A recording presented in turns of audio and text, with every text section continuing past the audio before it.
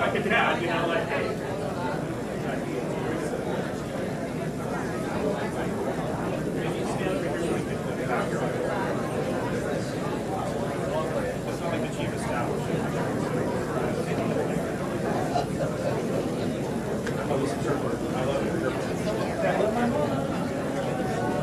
Okay, and then the next one vote.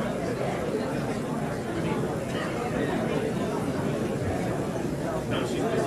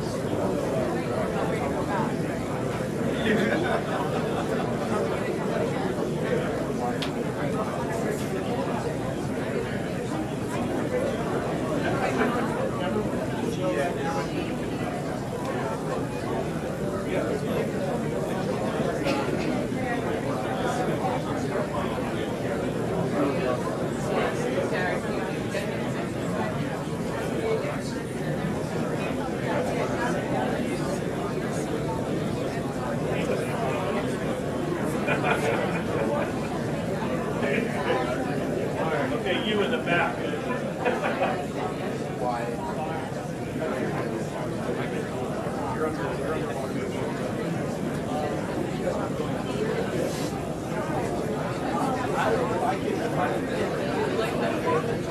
You guys are good right here.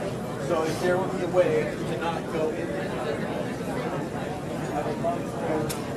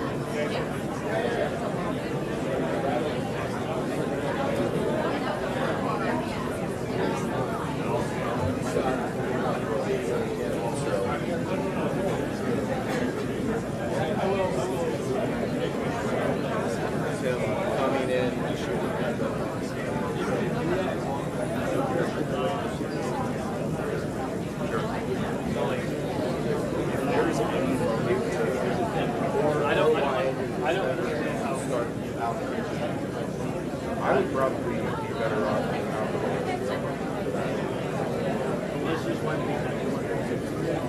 in that corner. Would I be on the other side to get her going on this stage? No, because I would want to be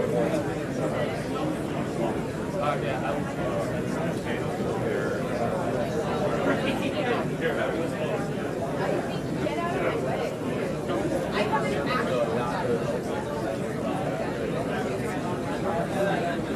there.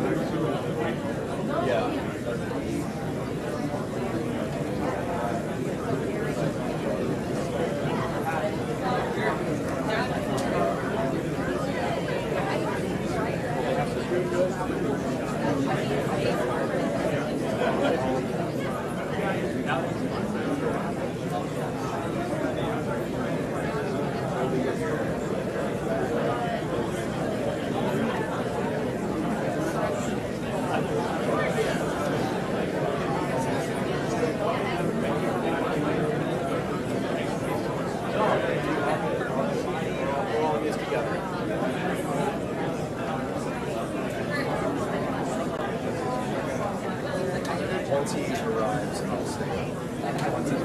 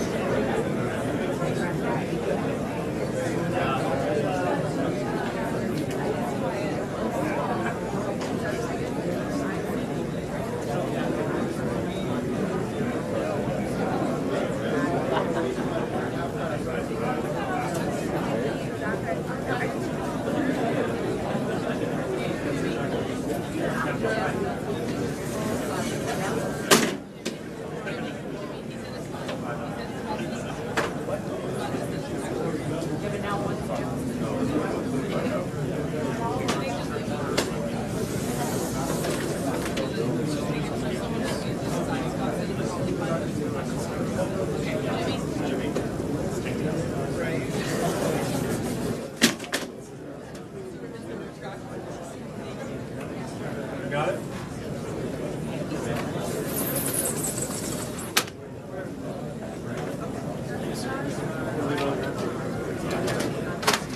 Thank you, sir.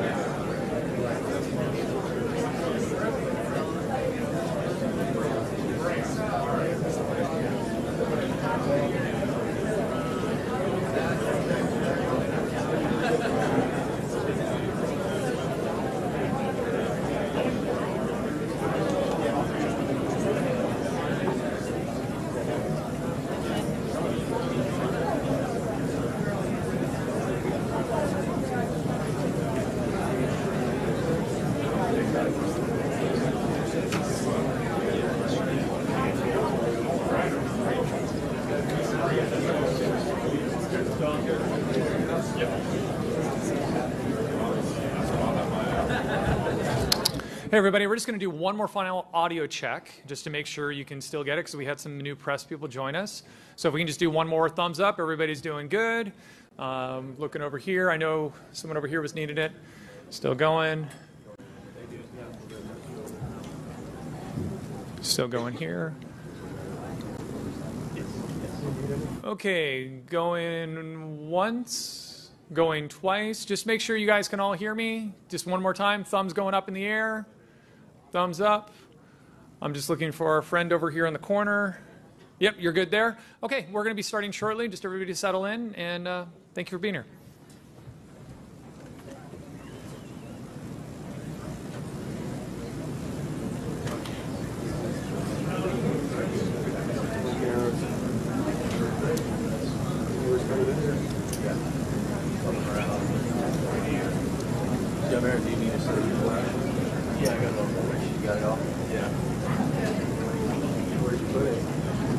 Oh, you're just going on shop? Yeah.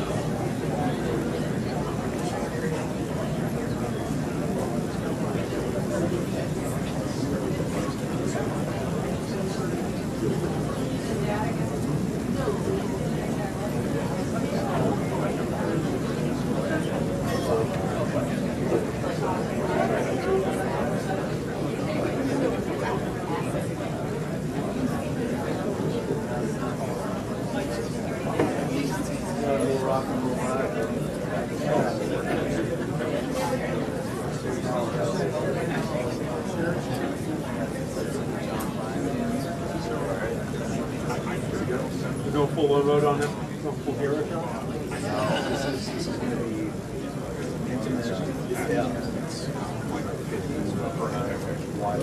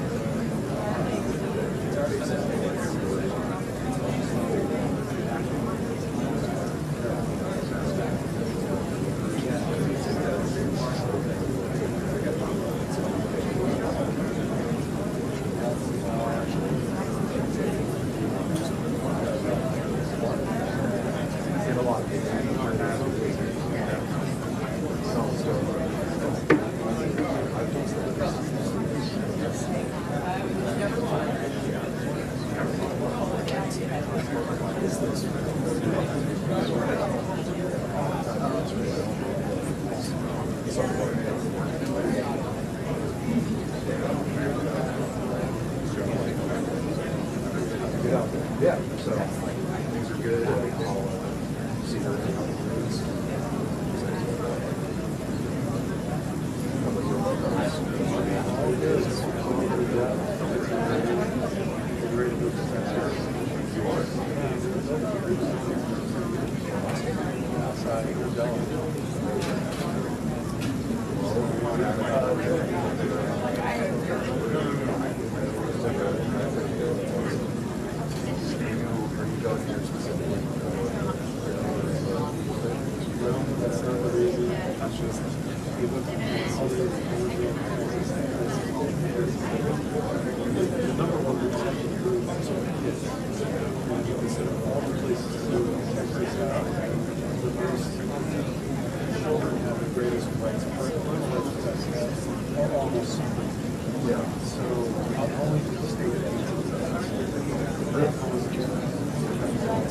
So, because of what it has been, the strangeness of the relationship that we had, adult stayed with us for so long, we ended up staying in, we started really, just spent a lot of time with us, always on the radar, and we started looking around, and kind of real, we were there, so we started just here, take the opportunity, and we did look around, and one thing we decided is we like Texas, we want Texas. It was not aware of that. And really, Gina wanted 25 acres in the middle.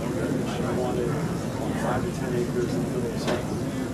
She wanted the kids to live out there. Yeah, she wanted the kids to live like us with that time. Yeah. And we so engaged the museum called Summer Spring. It's basically spice with more. It's actually like a spice, but it's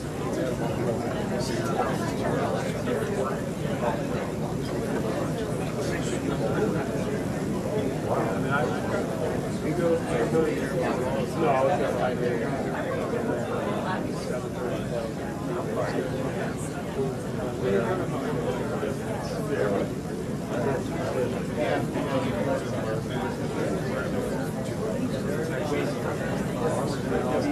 7:30.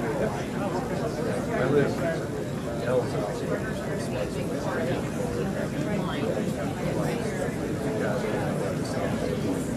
yeah, so we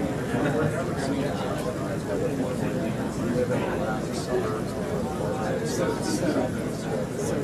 apart. Yeah, so it feels a little less impressive.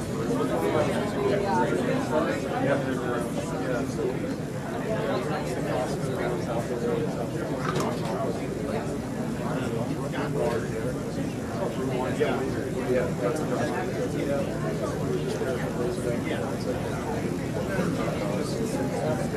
it's a little close.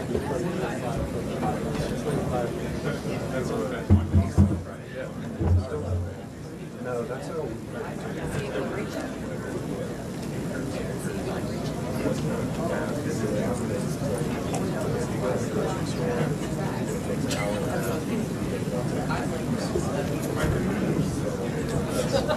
I think so.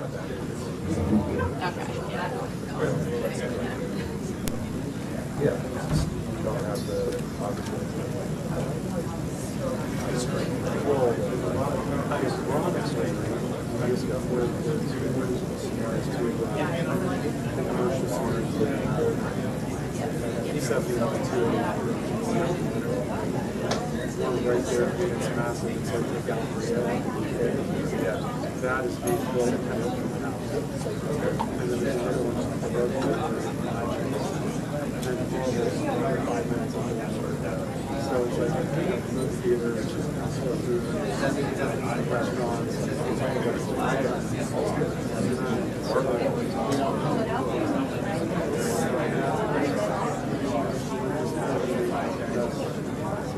very high up on the lake.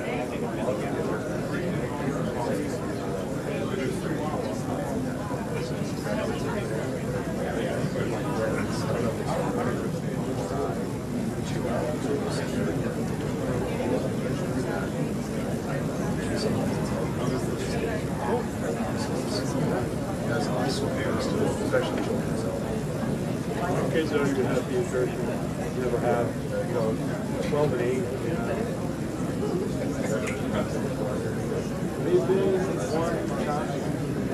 And then we had a staff inspection, which was pretty bad, got the bells going. And, we couldn't get Sounds about right. me and Oscar, so it's like, they just, Sophie's like, heavy. Maybe he's like scratching her ass on everything, like something's not right there. But, but no.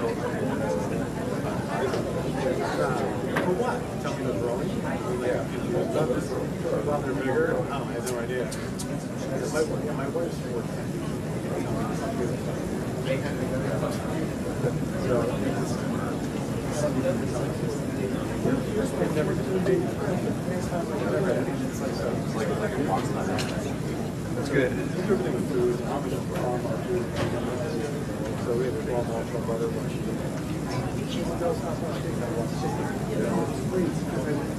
Yeah. That's good. It's very GQ in there in America. Very GQ to be kind of hanging.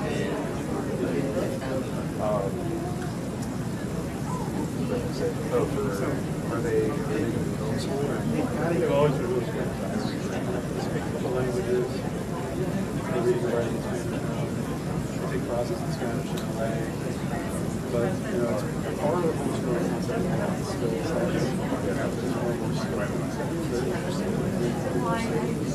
They have a sewing class they love. They're literally fixing clothes.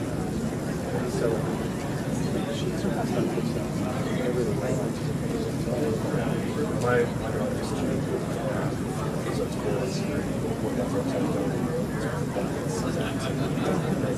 show pictures for several times. We're building 3 buildings too, basically. So a guest house, and then we're building this place. So SS.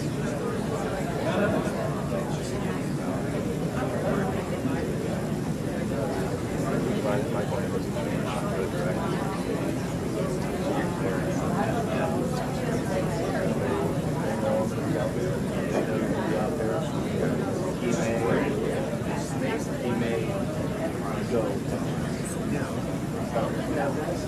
so if that happens, I'll let you know. But well, I'm waiting until I see it. Okay, go. Okay,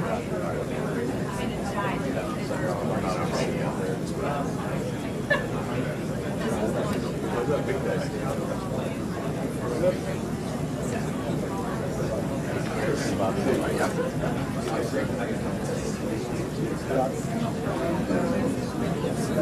Upstairs, everyone.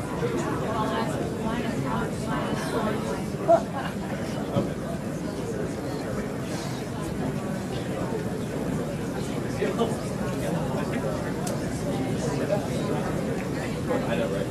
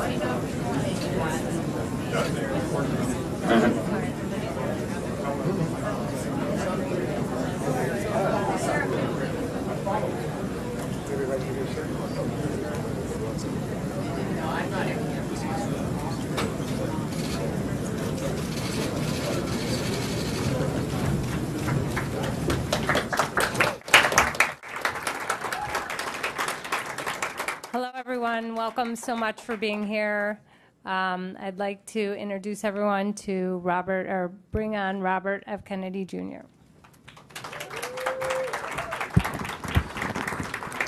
I'm sorry to keep everybody waiting. 16 months ago, in April of 2023, I launched my campaign for President of the United States. I began this journey as a Democrat, the party of my father, my uncle, the party which I pledged my own allegiance to long before I was old enough to vote. I attended my first Democratic convention at the age of 6 in 1960. And back then, the Democrats were the champions of the Constitution, of civil rights. The Democrats stood against authoritarianism, against censorship, against colonialism, imperialism, and unjust wars. We were the party of labor, of the working class. The Democrats were the party of government transparency and the champion of the environment. Our party was the bulwark against big money interests and corporate power. True to its name, it was the party of democracy. As you know, I left that party in October because it had departed so dramatically from the core values that I grew up with. It had become the party of war, censorship, corruption, big pharma, big tech, big ag, and big money. When it abandoned democracy by canceling the primary to conceal the cognitive decline of the sitting president, I left the party to run as an independent. The mainstream of American politics and journalism derided my decision. Conventional wisdom said that it would be impossible even to get on the ballot as an independent because each state poses an insurmountable tangle of arbitrary rules for collecting signatures. I would need over 1 million signatures, something no presidential candidate in history had ever achieved. And then I'd need a team of attorneys and millions of dollars to handle all the legal challenges from the DNC. The naysayers told us that we were climbing a glass version of Mount Impossible. So the first thing I want to tell you is that we proved them wrong. We did it because beneath the radar of mainstream media organs, we inspired a massive independent political movement. More than 100,000 volunteers sprang into action, hopeful that they could reverse our nation's decline. Many worked 10-hour days, sometimes in blizzards and blazing heat. They sacrificed family time, personal commitments, and sleep month after month, energized by a shared vision of a nation healed of its divisions. They set up tables at churches and farmers' markets. They canvassed door to door. In Utah and in New Hampshire, volunteers collected signatures in snowstorms, convincing each supporter to stop in the frigid cold, to take off their gloves, and to sign legibly. During a heat wave in Nevada, I met a tall, athletic volunteer who cheerfully told me that he had lost 25 pounds collecting signatures in 117-degree heat. To finance this effort, young Americans donated their lunch money, and senior citizens gave up part of their Social Security checks. Our 50-state organization collected those millions of signatures and more. No presidential campaign in American political history has ever done that. And so I want to thank all of those dedicated volunteers and congratulate the campaign staff who coordinated this enormous logistical feat. Your accomplishments were regarded as impossible. You carried me up that glass mountain. You pulled off a miracle. You achieved what all the pundits said could never be done. You have my deepest gratitude, and I'm never going to forget that, not just for what you did for my campaign, but for the sacrifices you made because you love our country. You showed everyone that democracy is still possible here. It continues to survive in the press and in the idealistic human energies that still thrive beneath a canvas of neglect and of official and institutional corruption. Today, I'm here to tell you that I will not allow your efforts to go to waste. I'm here to tell you that I will leverage your tremendous accomplishments to serve the ideals that we share, the ideals of peace, of prosperity, of freedom, of health, all the ideals that motivated my campaign. I'm here today to describe the path forward that you've opened with your commitment and with your hard labors. Now, in an honest system, I believe that I would have won the election. In a system the kind that my father and my uncles thrived in, a system with open debates, with fair primaries, with regularly scheduled debates, with fair primaries, and with a truly independent media untainted by government propaganda and censorship. In a system of nonpartisan courts and election boards, everything would be different. After all, the polls consistently showed me beating each of the other candidates, both in favorability and also in head-to-head matchups. But I'm sorry to say that while democracy may still be alive at the grassroots, it has become little more than a slogan for our political institutions, for our media, and for our government, and most sadly at all for me, for the Democratic Party.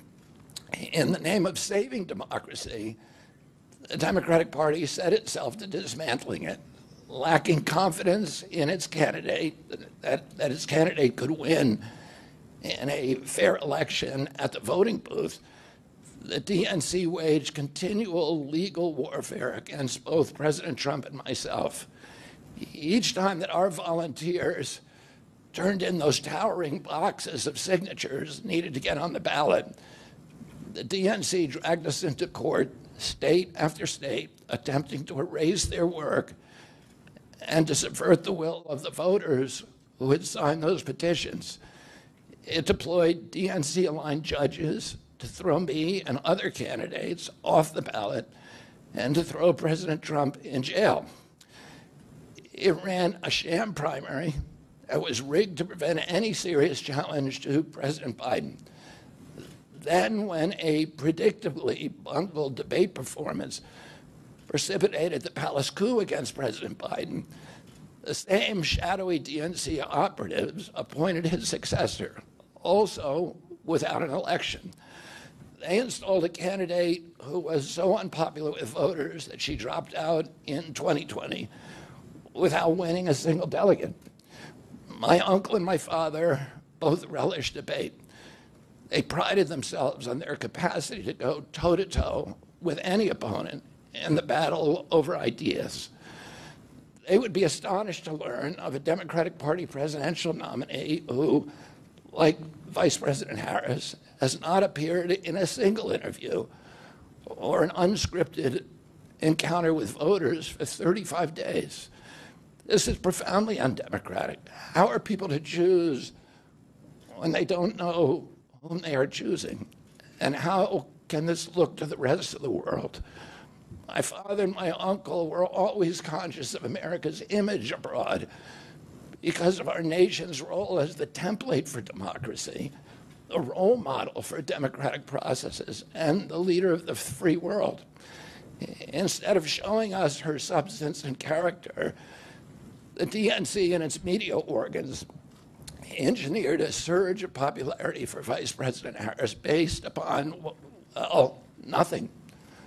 No policies, no interviews, no debates, only smoke and mirrors and balloons in a highly produced Chicago circus. There in Chicago, a string of Democratic speakers mentioned Donald Trump 147 times just on the first day. Oh, who needs a policy when you have Trump to hate? In contrast, at the RNC convention, President Biden was mentioned only twice in 4 days. I do interviews every day. Many of you have interviewed me. Anybody who asks gets to interview me. Some days I do as many as 10. President Trump, who actually was nominated and won an election, also does interviews daily. How did the Democratic Party choose a candidate that has never done an interview or debate during the entire election cycle? We know the answers. They did it by weaponizing the government agencies. They did it by abandoning democracy. They did it by suing the opposition and by disenfranchising American voters. What most alarms me isn't how the Democratic Party conducts its internal affairs or runs its candidates. What alarms me is the resort to censorship and media control and the weaponization of the federal agencies. When a U.S. president colludes with or outright coerces media companies to censor political speech, it's an attack on our most sacred right of free expression, and that's the very right upon which all of our other constitutional rights rest.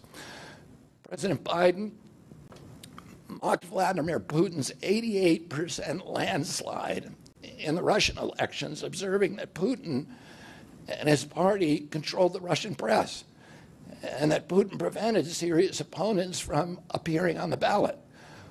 But here in America, the DNC also prevented opponents from appearing on the ballot.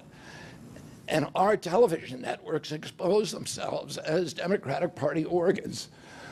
Over the course of more than a year, in a campaign where my poll numbers reached at times in the high 20s, the DNC-aligned mainstream media networks maintain a near perfect embargo on interviews with me.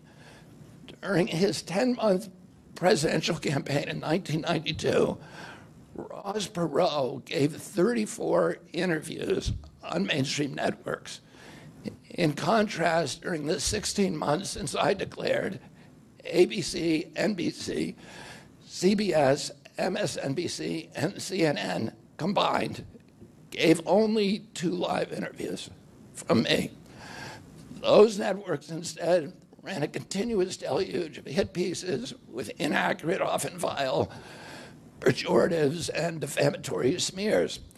Some of those same networks and colluded with the DNC to keep me off the debate stage.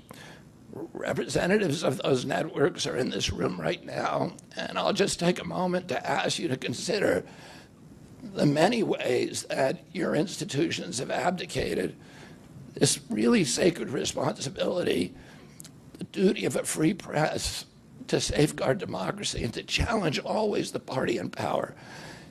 Instead of maintaining that posture of fierce skepticism toward authority, your institutions have made themselves government mouthpieces and stenographers for the organs of power. You didn't alone cause the devolution of American democracy, but you could have prevented it. The Democratic Party's censorship of social media was even more of a naked exercise of executive power. This week, a federal judge, Terry Doty, upheld my injunction against President Biden, calling the White House's censorship project, quote, the most egregious violation of the First Amendment in the history of the United States of America.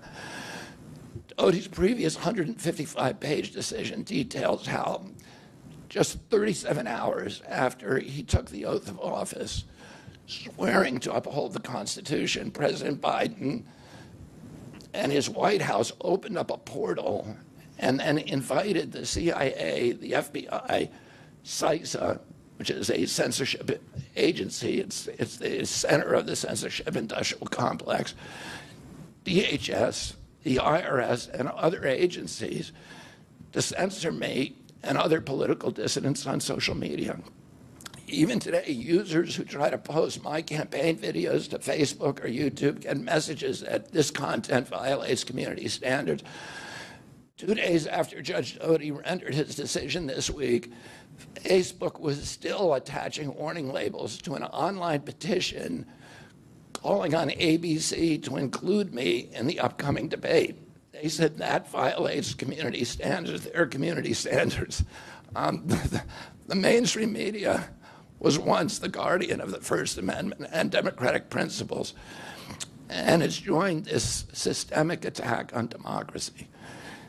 It also, the media justifies their censorship on the grounds of combating misinformation, but governments and oppressors don't censor lies. They don't fear lies. They fear the truth, and that's what they censor. And I don't want any of this to sound like a personal complaint, because it's not. For me, it's all part of a journey, and it's a journey that I signed up with. But I need to make these observations because I think they're critical for us doing the thing that we need to do as citizens in a democracy to assess where we are in this country and what our democracy still looks like, and the assumptions about U.S. leadership around the globe. And are we living up, are we really still a role model for democracy in this country? Or have we made it, a kind of a joke? And here's the good news. While mainstream outlets denied me a critical platform, they didn't shut down my ideas, which have especially flourished among young voters and independent voters, thanks to the alternative media. Many months ago, I promised the American people that I would withdraw from the race if I became a spoiler. A spoiler is someone who will alter the outcome of the election but has no chance of winning. In my heart, I no longer believe that I have a realistic path to electoral victory in the face of this relentless systematic censorship and media control. So I cannot in good conscience ask my staff and volunteers to keep working their long hours or ask my donors to keep giving when I cannot honestly tell them that I have a real path to the White House. Furthermore, our polling consistently showed that by staying on the ballot in the battleground states, I would likely hand the election over to the Democrats with whom I disagree on the most existential issues: censorship, war, and chronic disease. Oh, I want everyone to know that I am not terminating my campaign. I am simply suspending it and not ending it. My name will remain on the ballot in most states. If you live in a blue state, you can vote for me without harming or helping President Trump or Vice President Harris. In red states, the same will apply. I encourage you to vote for me.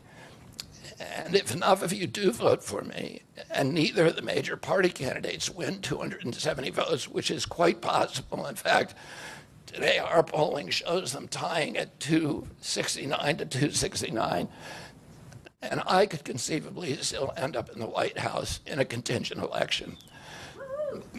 But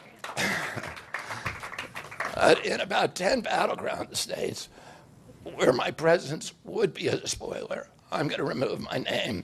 And I've already started that process and urge voters not to vote for me. It's with a sense of victory and not defeat that I'm suspending my campaign activities. Not only did we do the impossible by collecting 1 million signatures, we changed the national political conversation forever. Chronic disease, free speech, government corruption, breaking our addiction to war have moved to the center of politics. I can say to all who have worked so hard in the last year and a half, thank you for a job well done. 3 great causes drove me to enter this race in the first place, primarily. And these are the principal causes that persuaded me to leave the Democratic Party and run as an independent. And now to throw my support to President Trump. The causes were free speech, the war in Ukraine, and the war on our children. I've already described some of my personal experiences and struggles with the government's censorship industrial complex. I want to say a word about the Ukraine war. The military industrial complex has provided us with a familiar comic book justification, like they do on every war, that this one is a noble effort to stop a supervillain, Vladimir Putin, from invading the Ukraine and then to thwart his Hitler-like march across Europe. In fact, tiny Ukraine is a proxy in a geopolitical struggle initiated by the ambitions of the U.S. neocons for American global hegemony. I'm not excusing Putin for invading Ukraine. He had other options.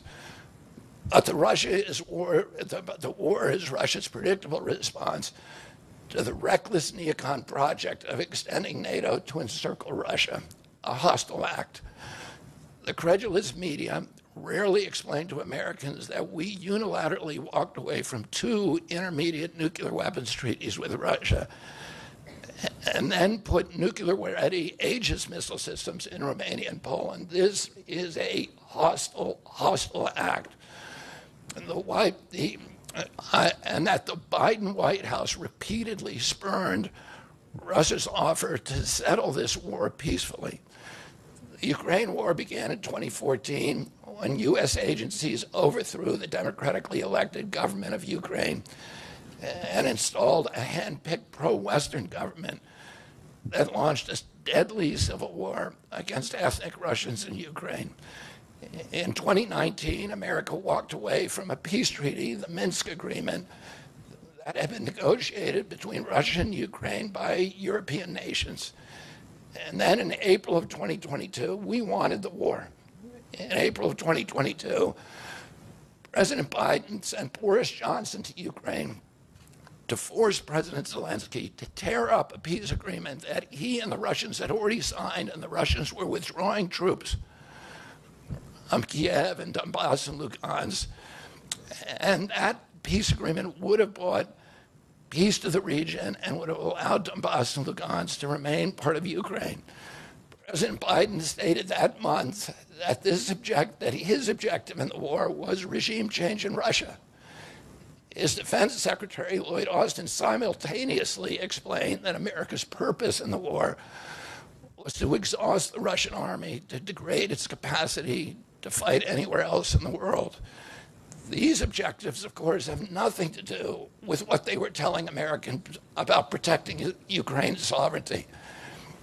Ukraine is a victim in this war, and it's a victim of the West. Since then, of Russia and both Russia and the West. Since then, we have, since tearing up that agreement, forcing Zelensky to tear up the agreement, we've squandered the flower of Ukrainian youth, as many as 600,000 Ukrainian kids, and over 100,000 Russian kids, all of whom we should be mourning, have died, and the Ukraine's infrastructure is destroyed. The war has been a disaster for our country as well. We squandered nearly $200 billion already, and these are badly needed dollars in our communities, suffering communities all over our country. The Nord Stream pipeline sabotage and the sanctions have destroyed Europe's industrial base, which formed the bulwark of U.S. national security. A strong Germany with a strong industry is a much, much stronger deterrent to Russia, and a Germany that is deindustrialized and turned into just an extension of a U.S. military base. We've pushed Russia into a disastrous alliance with China and Iran. We're closer to the brink of nuclear exchange than at any time since 1962. And the neocons in the White House don't seem to care at all.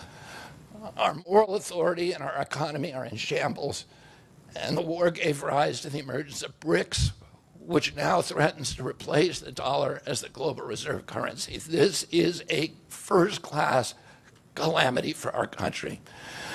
Judging by her bellicose, belligerent speech last night in Chicago, we can assume that President Harris will be an enthusiastic advocate for this and other neocon military adventures. And President Trump says that he will reopen negotiations with President Putin and end the war overnight as soon as he becomes president. This alone would justify my support for his campaign.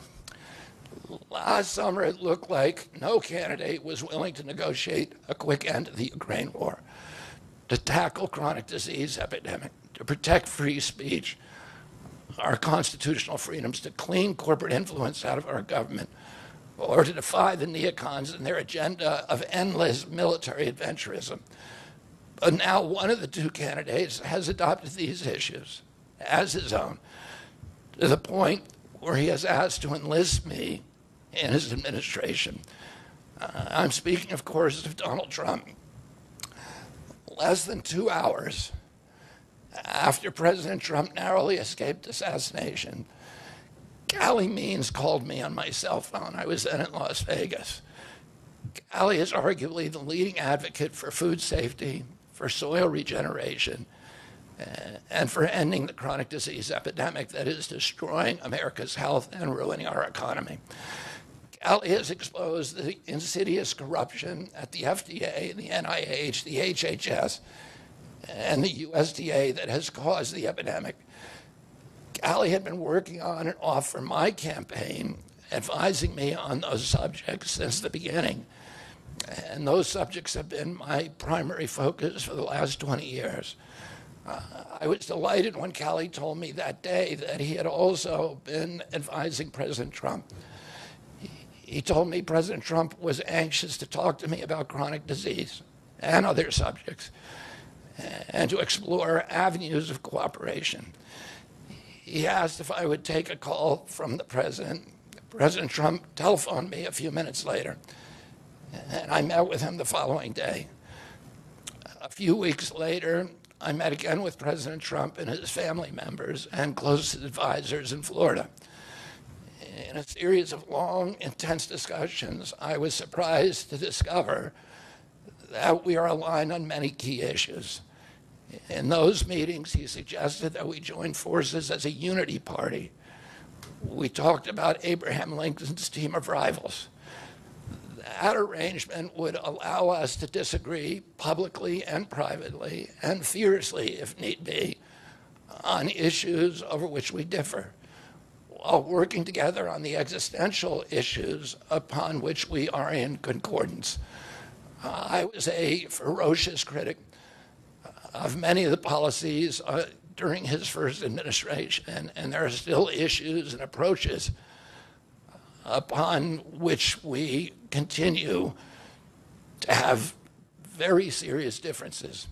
But we are aligned with each other on other key issues, like ending the forever wars, ending the childhood disease epidemic, securing the border, protecting freedom of speech, unraveling the corporate capture of our regulatory agencies, getting the U.S. intelligence agencies out of the business of propagandizing and censoring and surveilling Americans and interfering with our elections.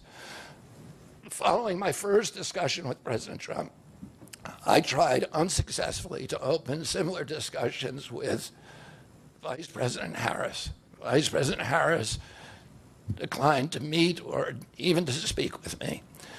Suspending my candidacy is a heart-rending decision for me, but I'm convinced that it's the best hope for ending the Ukraine war and ending the chronic disease epidemic that is eroding our nation's vitality from the inside, and for finally protecting free speech.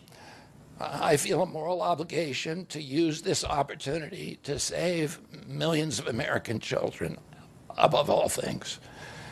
In case some of you don't realize how dire the condition is of our children's health and chronic disease in general, I would urge you to view Dr. Carlson's recent interview with Callie Means and his sister, Dr. Casey Means, who is the top graduate of her class at Stanford Medical School. This is an issue that affects all of us far more directly and urgently than any culture war issue and all the other issues that we obsess on and that are tearing apart our country. This is the most important issue.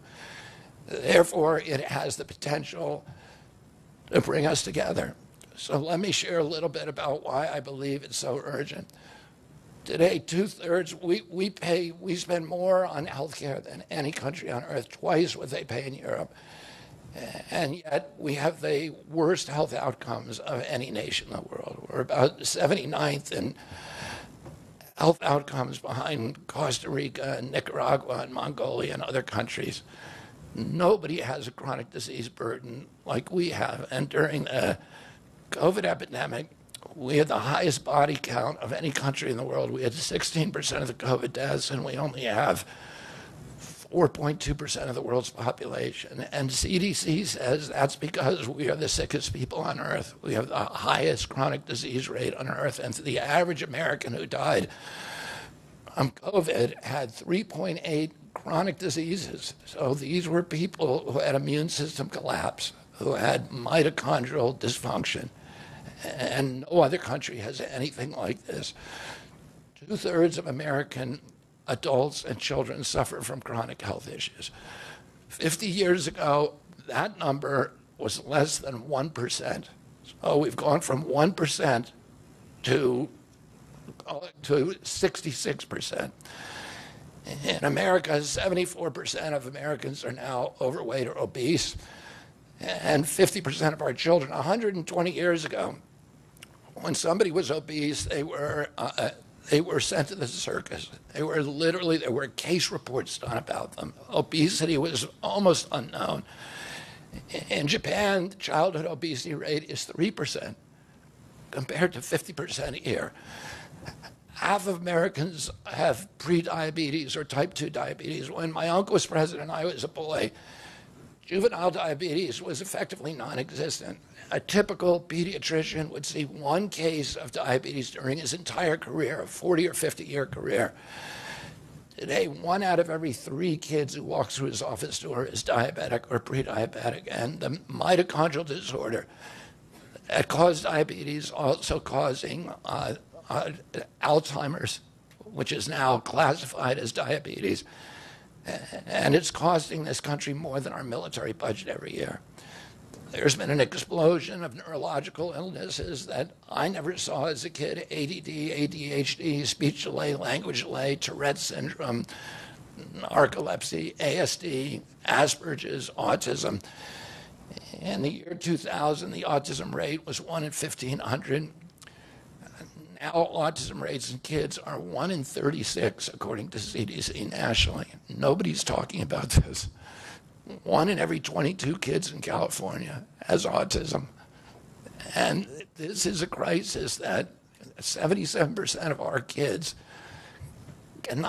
are too disabled to serve in the United States military. What is happening to our country? And why isn't this in the headlines every single day? There's nobody else in the world that is experiencing this. This is only happening in America. About 18%, and by the way, you know, there has been no change in diagnosis, which the industry sometimes like to say. There has been no change in screening. This is a change in incidence. In my generation, 70-year-old men, the autism rates are about 1 in 10,000. In my kids' generation, 1 in 34. I'll repeat, in California, 1 in 22. Why are we letting this happen? Why are we allowing this to happen to our children? These are the most precious assets that we have in this country. How can we let this happen to them? About 18% of American teens now have fatty liver disease. That's like 1 out of every 5.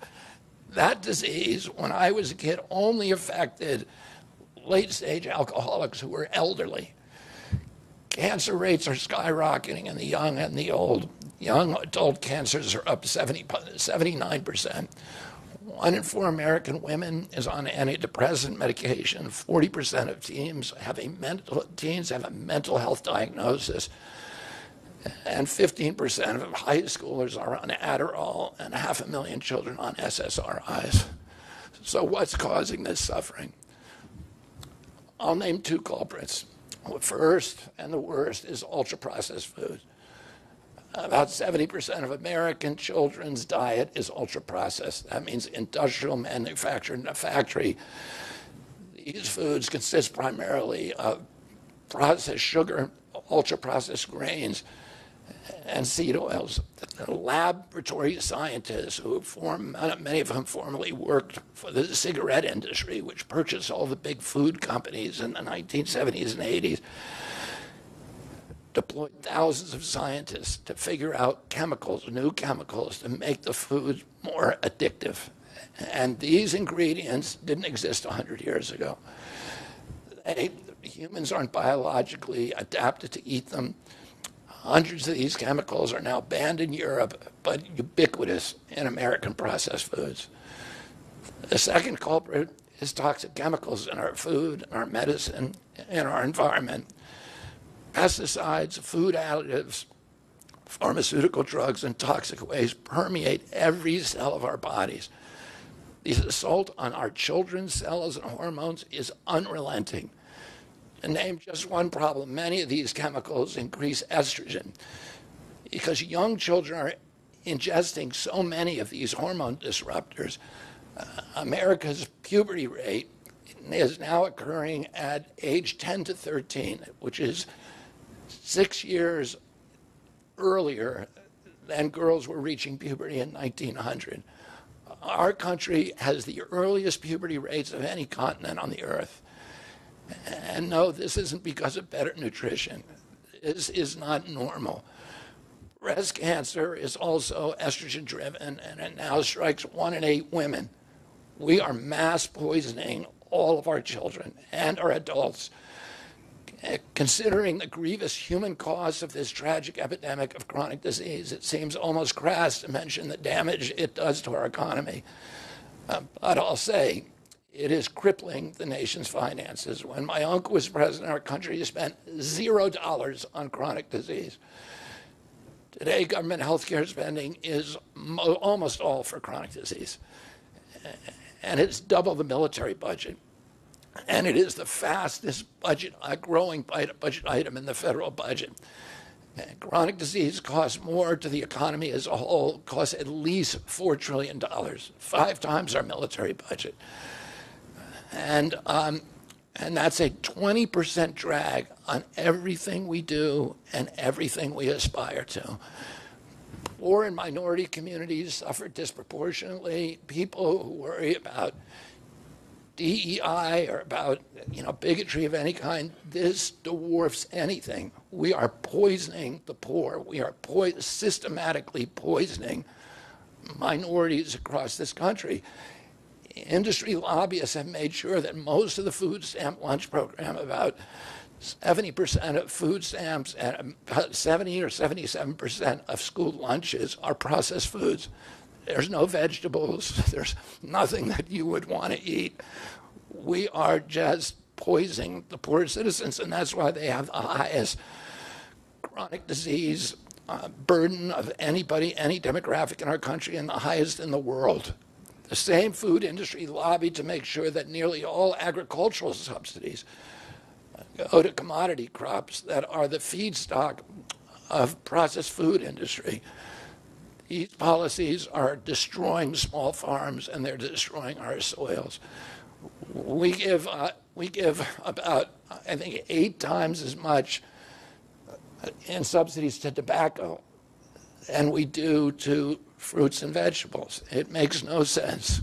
If we want a healthy country, the good news is that we can change all this. We can change it very, very quickly. America can get healthy again. To do that, we need to do 3 things. First, we need to root out the corruption in our health agencies. Second, we need to change incentives in our healthcare system. And third, we need to inspire Americans to get healthy again. 80% of NIH grants go to people who have conflicts of interest. These are the people, virtually everybody who sits, Joe Biden just appointed a new panel to NIH to decide the food recommendations. And they're all people who are from the industry. They're all people who are from the processed food companies. They're deciding what Americans, here is healthy. And the recommendations on the food pyramid and what goes to our school lunch programs, what go to the program, the Swiss program, the food stamp programs, they're all corrupted and conflicted individuals. These agencies, the FDA, USDA, and CDC, all of them are controlled by giant for-profit corporations. 75% of the FDA's funding doesn't come from taxpayer, it comes from pharma. And pharma executives and consultants and lobbyists cycle in and out of these agencies. With President Trump's backing, I'm going to change that. We're going to staff these agencies with honest scientists and doctors who are free from industry funding. We're going to make sure the decisions of consumers, doctors, and patients are informed by unbiased science. A sick child is the best thing for the pharmaceutical industry. When American children or adults get sick with a chronic condition, they're put on medication for their entire life. Imagine what will happen when Medicare starts paying for Ozempic, which costs $1,500 a month, and it's being recommended for children as young as 6. All for a condition, obesity, that is completely preventable and barely even existed 100 years ago. And 74% of Americans are obese. The cost, if all of them took their Ozempic prescription, is $3 trillion a year. This is a drug that is made by Novo Nordisk, the biggest company in Europe. It's a Danish company, and the Danish government does not recommend it. It recommends change in diet to treat obesity and exercise. And in our country, the recommendation now is for Ozempic to children at age 6. Novo Nordisk, the biggest company in Europe, and virtually its entire value is based upon its projections of what it's going to sell, of the Ozempic it's going to sell to America.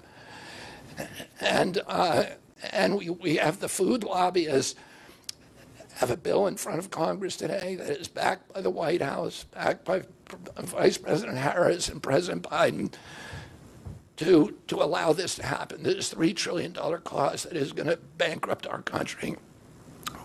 For a fraction of that amount, we could buy organic food for every American family, 3 meals a day, and eliminate diabetes altogether. We're going to bring healthy food back to school lunches. We're going to stop subsidizing the worst foods with our agricultural subsidies.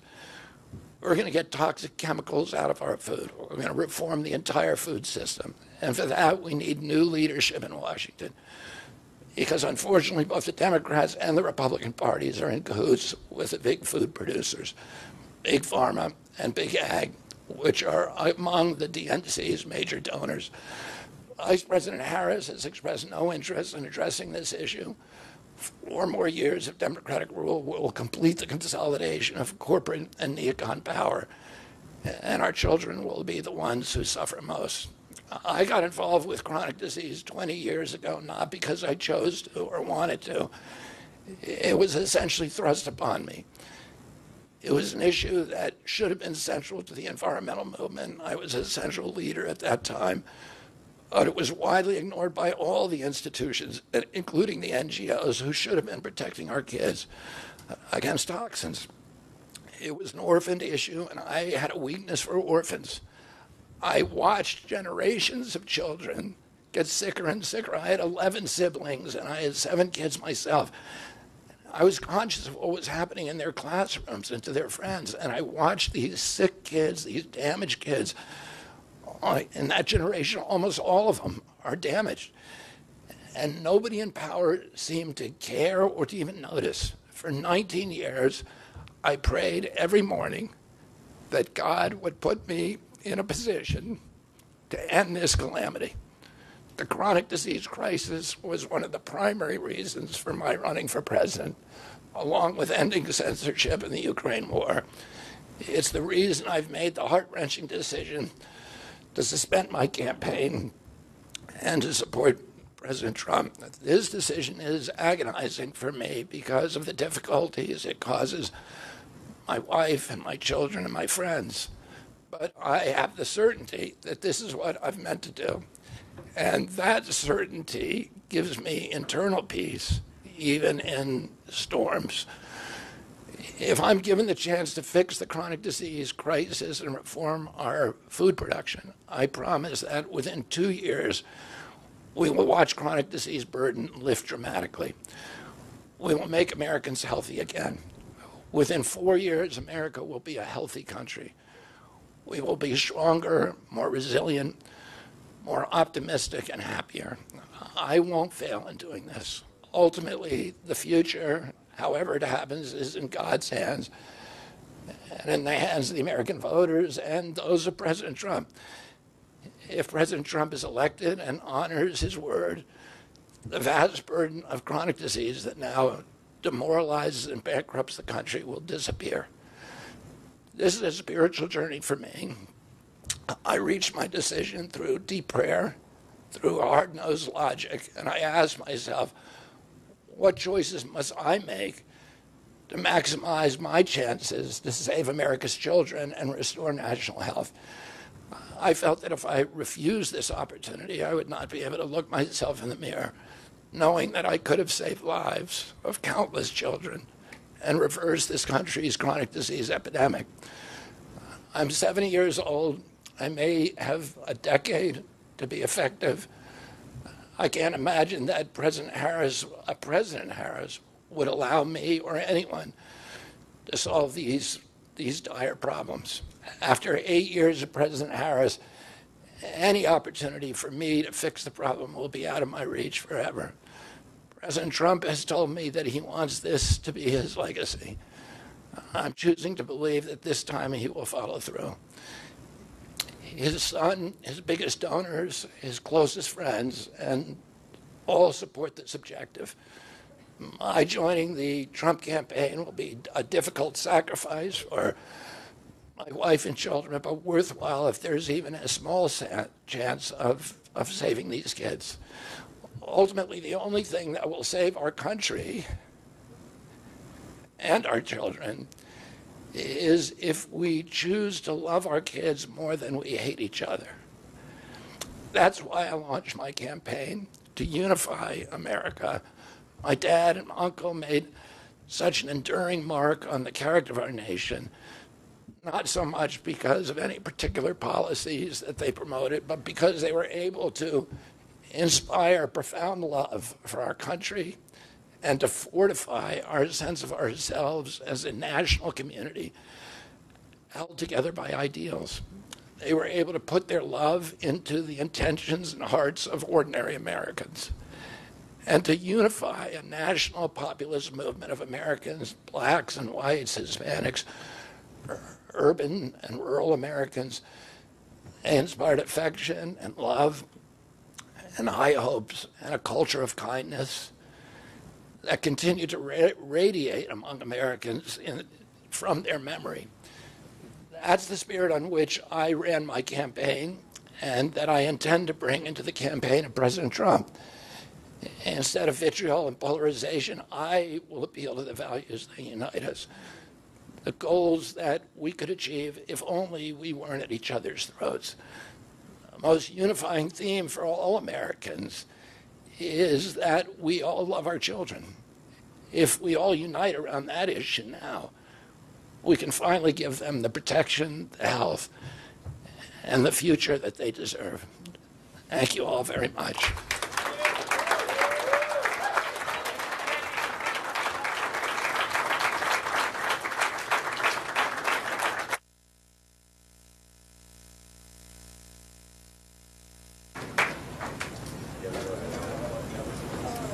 Thank you, everybody, for attending. This concludes our program for the day.